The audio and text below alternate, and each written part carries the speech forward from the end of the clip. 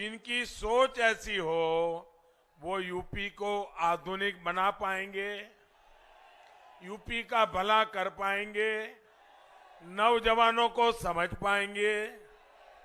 भाई और बहनों, जब मैं किसी भी पद पर नहीं था और पार्टी का एक छोटा सा कार्यकर्ता था और पार्टी के काम के लिए हिंदुस्तान भर में भ्रमण करता था और मुझे अक्सर प्रयागराज आना होता था।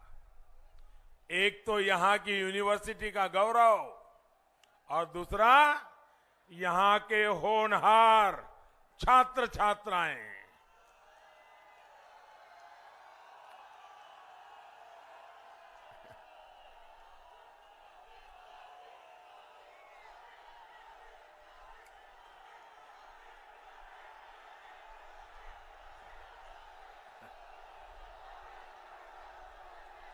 आपका ये प्यार, आपके आशीर्वाद मैं ब्याज समेत लौटाऊंगा दोस्तों,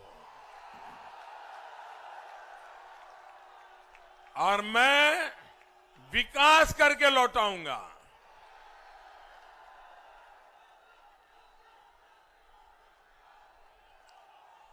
प्रयागराज एक तरह से मेधावी युवाओं का भी संगम है, लेकिन 2017 के पहले की सरकारों ने यहां की प्रतिष्ठा को खूब ठेस पहुंचाई दोस्तों। पूरे देश से जो युवा यहां आते हैं उनसे इन गौर परिवारवादियों ने छल किया है, छल किया है। आप भी जानते हैं कि नौकरी के नाम पर पिछली सरकारों के आयोग में बैठे लोग किस क्वालिफिकेशन को जरूरी मानते थे? इनके लिए योग्यता की अहमियत नहीं, बल्कि सिफारिश, जातिवाद, क्षेत्रवाद और नोटों के बंडल, यही सब कुछ था। इन लोगों ने अपने कारोबारियों को आयोगों की जिम्मेदार पदों पर बिठाकर जो खेल खेला, उसने कितनी ही युवाओं की जिंदगियां तबाह कर दी, होनहार युवाओं की। आज ये लोग नौकरी के नाम पर फिर उत्तर प्रदेश के युवाओं को धोखा दे रहे हैं, धोखा। भाइयों बहनों, सच्चाई ये है कि इन लोगों ने अपने 10 साल के शासन में सिर्फ 2 लाख लोगों को सरकारी नौकरी दी, और वो भी भाई भतीजावाद, जातिवाद, पैसों के बंडल। जबकि योगी जी की सरकार ने अपने 5 साल में उन्होंने 10 साल में 2 लाख और योगी जी ने 5 साल में 5 लाख नौजवानों को सरकारी नौकरी दी। और ये नौकरियों में भी सिफारिश का रास्ता नहीं, भ्रष्टाचार का रास्ता नहीं, जातिवाद का रास्ता नहीं, भाई भतीजेवाद का रास्ता नहीं, पूरी तरह पारदर्शिता के साथ गरीब के बेटे बेटी को भी रोजगार देने का काम किया। साथियों, हमारी सरकार ने युवाओं की दिक्कत को समझना, उनकी परेशानियों को दूर करने का ईमानदारी से प्रयास किया है। पहले उत्तर प्रदेश में पीसीएस की परीक्षा का सिलेबस और यूपीएससी का सिलेबस अलग अलग होता था और इसके कारण क्या होता था, छात्र छात्राएं इन दोनों परीक्षाओं की अलग अलग तैयारी करते थे। उन पर बहुत बोझ बढ़ जाता था, बहुत समय लगता था, धन भी बहुत खर्चा होता था। हमारी सरकार ने आपकी ये परेशानी समझी और अब आज यूपी पीसीएस और यूपीएससी का सिलेबस लगभग एक जैसा कर दिया, यानी एक ही मेहनत से, उतनी ही मेहनत से आप दोनों परीक्षा की तैयारी करिए, दोनों परीक्षाएं दीजिए और आप आगे आकर के देश का भविष्य बनाइए। हमारी सरकार ने ग्रुप सी और ग्रुप डी की नौकरियों से जो इंटरव्यू खत्म किया, उसका भी लाभ अनेक युवाओं को मिला है। साथियों, पहले की सरकारों में विकास के नाम का, विकास के काम ना होने की एक और बहुत बड़ी वजह थी जातिवाद और भाई भतीजावाद।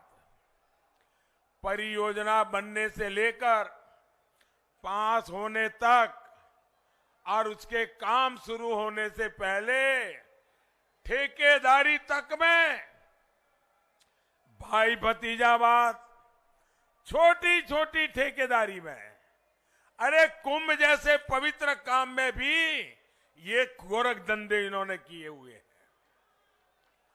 गौर परिवादियों के करीबियों को ही ज्यादातर सरकारी परियोजनाओं के ठेके दिए जाते थे। कहीं पानी की पाइपलाइन बिछानी है तो ठेका परिवारवादियों के किसी करीबी को मिलता था, कहीं सीवर लाइन बिछानी है तो ठेका उन्हीं के किसी भाई भतीजे को मिलता था, क्योंकि कोई पूछने वाला नहीं होता था। तो ये लोग काम भी घटिया क्वालिटी का करते थे, क्योंकि कोई कार्रवाई नहीं होती थी, इसलिए ये लोग आधा अधूरा काम करके पूरे के पूरे पैसे लेकर के भाग जाते थे। प्रयागराज ही नहीं, यूपी के मेरे नौजवान मित्रों ध्यान रखिए, यूपी के हर जिले का ऐसा ही हाल है। आधे अधूरे काम छोड़ करके भाग गए और पैसे पूरे लेकर के चले गए। यहां के बाहुबली, यहां के माफिया, उनकी मर्जी की सबसे बड़ी सर्वोपरि उनकी मर्जी हुआ करती थी। इस वजह से कहीं अस्पताल अधूरा, कहीं स्कूल अधूरा, उनके ठेकेदार और दलालों की जेब भर गई तो वे संतुष्ट हो जाते थे। योजना का पैसा मिल बांटकर खा लिया जाता था। योगी जी की सरकार में आने के बाद माफिया का क्या हुआ? गए जेल। माफिया का क्या हुआ? माफिया का क्या हुआ? और ठेकेदारी में भी ये जो लोग थे वो भी 5 साल ताले लगा करके बैठ गए हैं, और अगर मौका मिला तो ताला खोद करके वो फिर से ठेकेदारी के लिए आने वाले हैं। क्या ऐसे लोगों को आने देंगे? आने देंगे? माफियाओं को जेल से बाहर आने देंगे? जेल से बाहर आने देंगे? अब पूरी पारदर्शिता के साथ योग्य लोगों को काम दिया जा रहा है। और इन सबसे बड़ा उदाहरण आपने यहां प्रयागराज में कुंभ के दौरान देखा है। योगी जी की सरकार में आप सभी के सहयोग से संपन्न हुए कुंभ के दिव्य और भव्य आयोजन को दुनिया ने सराहा है।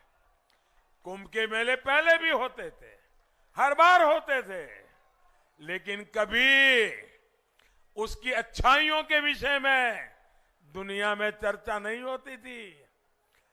इस बार जो प्रयागराज ने कुंभ किया, योगी जी और केशव जी के नेतृत्व में जो काम हुआ, विश्व की बड़ी बड़ी संस्थाओं ने उस पर स्टडी की। यूनेस्को ने हमारे इस कुंभ की परंपरा को विश्व विरासत का दर्जा दिया। भाइयों,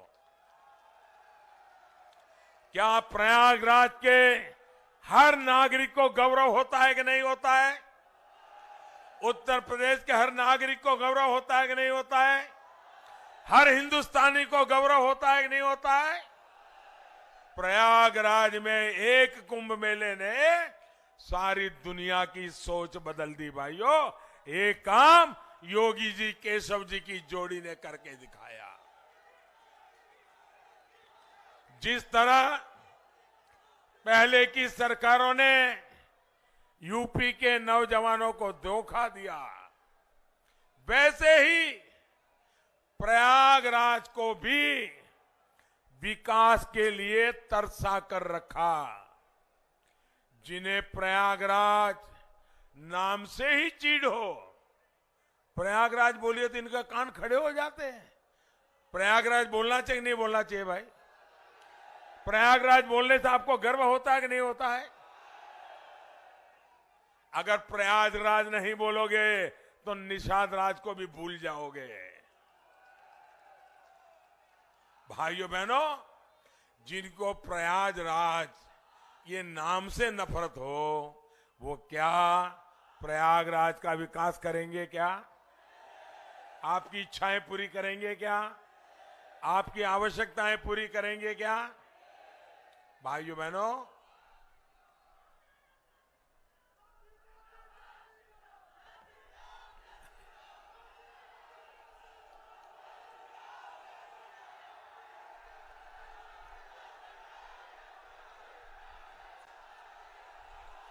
एक और ये लोग हैं तो वहीं दूसरी तरफ